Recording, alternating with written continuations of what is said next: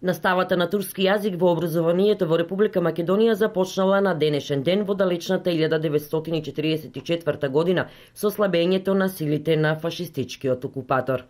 Група интелектуалци во Македонија, посебно Охрид и Скопје, веќе оформуваат оделенија на турски јазик во приватни куќи. Значи, 64-5 години се одвива настава на турски јазик во образованието во Македонија. 2007 година веќе со одлука на владата и на образовните институции почнува да се слави овој ден како настава на турски јазик во образованието во Македонија.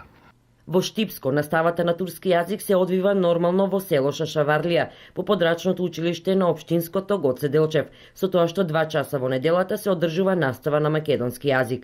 Асанов истакна дека засега турски јазик изучуваат 9 ученика, но дека од наредната учебна година како резултат на враќањето на жителите кои превремено живееле во Германија очекува бројот да се зголеми. Имаме часови, секој оделение часови по 2 неделно на македонски јазик, природни науки, англиски, значи мешовита е наставата, но главна настава е настава на турски јазик на својот мајчин јазик.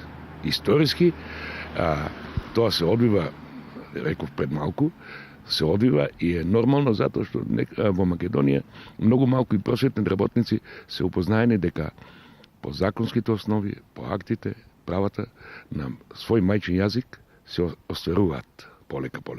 Веќе до година ќе имам над 13 ученика. Тоа е мешовита паралелка од прво до 5 оделение. Поголем број на ученици кои учат на турски јазик има во општина Карбинци. Таму во склоп на училиштето Страшо Пинџур функционираат подрачни училишта во селото Радање, Парналија, Оџалија и Кучица, каде на својот мајчин јазик наставата ја следат 53 ученика.